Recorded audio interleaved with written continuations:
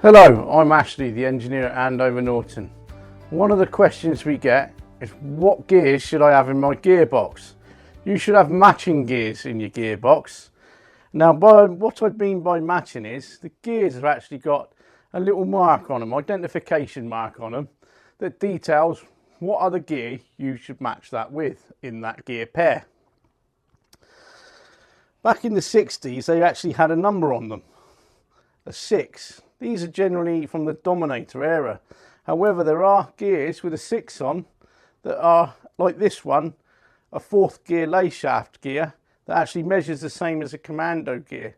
However, the teeth pattern is different, considerably different. They measure different over pins. So anything with a number on, do not use in a Commando. The next one it sort of moved on to was A or AH type gears. I have these here, we'll get photographs of them afterwards. Now you can use an A with an AH with an AH, or an A with an A. However, the next set of gears, the AHB, you cannot mix them with any of the A's or AH gears. You can only use an AHB gear with an AHB gear. The other thing a lot of people don't realise in the Commando gearbox is that the sleeve gear and the lay shaft 4th gear are unique to each other.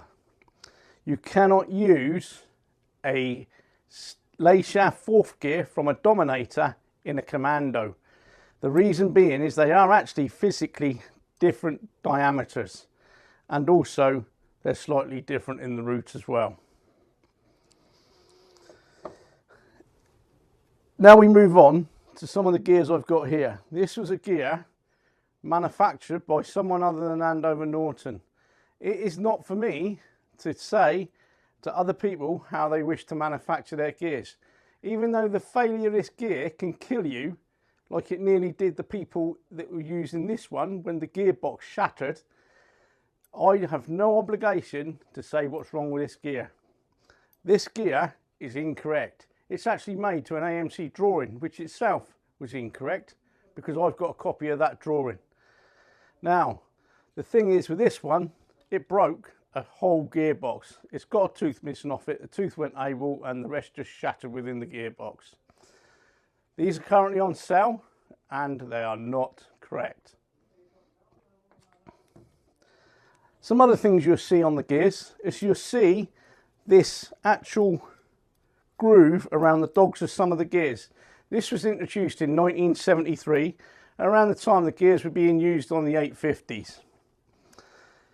Some people say it's for Mark III gears. Not quite true, because it was around in 1973 like this gear was. Some of the other things we often get asked is this bush. It should float and spin on the shaft, and likewise it should be a sliding fit within the gear. People panic and say it's not manufactured correct because it's not a press fit. It's not a press fit either on the shaft or within the gear. If I had £1 for every time I've been asked this, I wouldn't be working at Andover Norton. Sleeve gears. I've mentioned earlier that there's 2 sleeve gears that we do know about. The one that went into the Dominator and the one that went into the Commando. I've tried spotting the differences in them and I can't see any differences. There must be a difference because they're used with different 4th gear lay shaft gears. However, there are 2 other gears, sleeve gears, that you may find in an AMC box. They may have a recess cut out of like a shoulder space where a bearing would fit.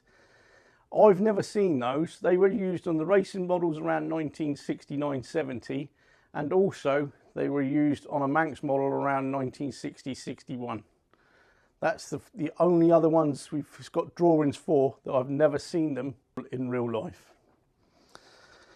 People ring up and say, I've got an AMC gearbox, I just need some gears. Not quite simple, because there's the chart there of all the different gears, the amount of teeth, and of course the different ratios, depending on what model you're using those gear sets for. Get close-ups to that later. That's from about 1960, and we know that these numbers and that did change throughout their life, and obviously this doesn't reflect the era of the Commando. When putting your gearbox back together, there is a lot of instruction out there. Norville did an article. Hemmings has done an article. He's done video. John Hudson's done videos. There was the Old Brit site, which I think is now hosted by Access Norton. All these places have information of where you can get the detail on how to assemble your gearbox. It is not hard, and if you follow a lot of that detail, it's mostly very good and very informative.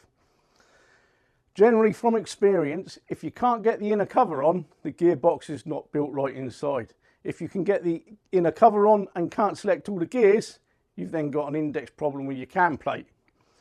So if you can get the inner cover on and the actual cam plate to select all 4 gears, there's a good chance you've got it right.